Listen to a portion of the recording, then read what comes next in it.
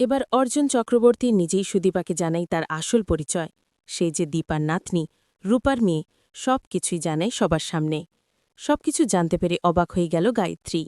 হ্যাঁ বন্ধুরা, আমরা এমনটাই দেখতে পাব অনুরাগের ছোঁয়া ধারাবাহিকের আগামী পর্বগুলোতে। আদিত্য স্পষ্ট করে জানিয়ে দেয় সুদীপাকে, সে সুদীপাকে কোথাও একা যেতে দেবে না। সুদীপাকে মেডিকেল কলেজে ভর্তি করতে সেই যাবে। তাই আজ সুদীপাকে নিয়ে আদিত্য বের হতে চায়। ঠিক তখনই গায়ত্রী চৌধুরী আদিত্যকে কামিয়ে বলে, আদিত্য, তুমি কোথায় যাচ্ছ? আজকের দিনেও তুমি বাড়ি থেকে বেরিয়ে যাচ্ছ কেন? আদিত্য জবাব দেয়, বড়মা, আজ ওর মেডিকেল কলেজে ভর্তির ডেট, তাই ওকে নিয়ে যাচ্ছি। আর তাছাড়া আজ এমন কি আছে বাড়িতে, যার জন্য তুমি এভাবে বলছ? গায়ত্রী বলে, আদিত্য, তুমি ভুলে গেছ, আজ তোমাদের মামা, আমার ভাই, দিল্লি থেকে আসছে। কত বছর পর সে দেশে ফিরছে।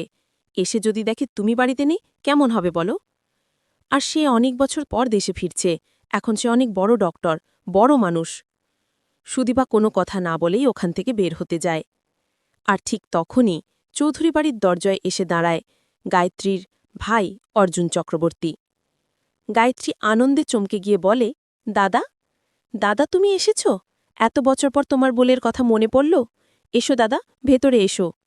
অর্জুন ভেতরে এসে বসতেই সুদীপাকে দেখে হঠাৎ চমকে ওঠে, অবাক হয়ে অনেকক্ষণ তাকিয়ে থাকে তার দিকে। সুদীপা এগিয়ে যায় প্রণাম করার জন্য। আদিত্য এগিয়ে এসে বলে, ও সুদীপা, আমার স্ত্রী। অর্জুন তখনও সুদীপার দিকে তাকিয়ে বিড়বিড় করে বলে, দীপা, একদম দীপা। তখন তার মনে পড়ে দীপার নাতনি একটার নাম তো সুদীপা রাখা হয়েছিল। তখন অর্জুন সুদীপাকে সব খুলে বলে। সুদীপা তার আসল পরিচয় জানতে পেরে অবাক হয়ে যায়। গায়ত্রী, আদিত্য সবাই অবাক হয়ে যায়। বন্ধুরা, তোমরা এটা চাও তো? এমনভাবেই যেন অর্জুন হাজির হয় এবং সুদীপাকে দেখে চিনে ফেলে যে ও দীপার নাতনি, এবং সবকিছু সবার সামনে বলে দেয়।